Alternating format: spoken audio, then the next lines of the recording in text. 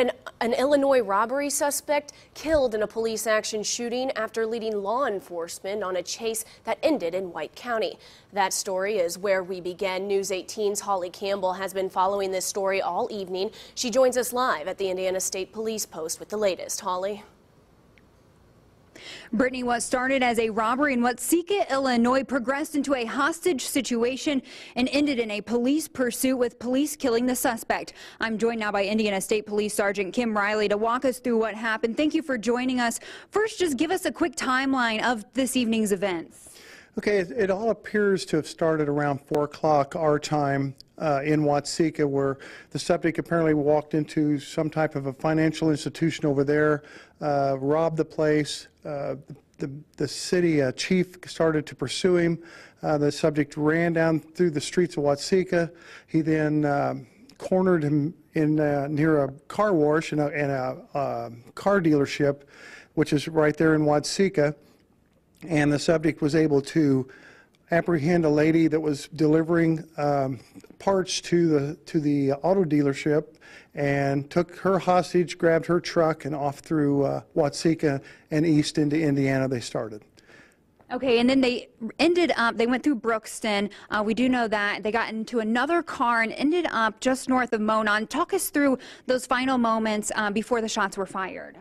Basically, again, like you said, they apprehended another car in Brookston. They then came into Monon, went over some stop sticks, which started to disable the second vehicle he had taken. They then basically got north of town. The car was becoming more disabled. He forced another vehicle off the roadway, a minivan. He then took his hostage, got her out of that truck, or out of the SUV, put her into the van. Police officers basically surrounded the vehicle.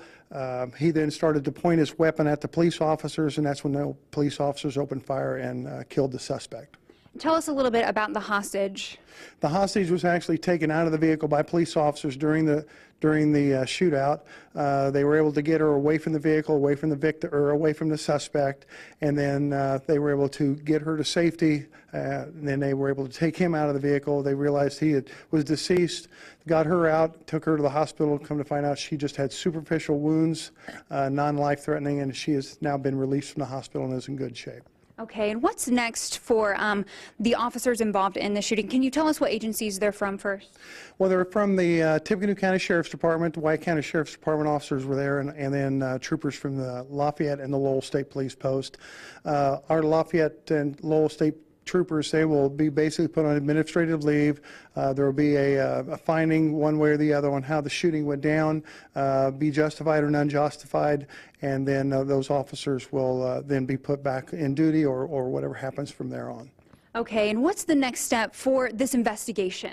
Basically, we're just going to try to see where all this started from, why it started, what happened, how the subject got to Watseka, and basically go from there and just see what all occurred, what caused this all to occur. Okay, well, thank you so much for joining us. And we were able to speak just briefly to the woman who was held hostage in today's event, and she declined to comment to us. And as always, you can visit our website at WLFI.com for any more information from this story as it develops. Reporting live from the Indiana State Police Post, Holly Campbell, News 18.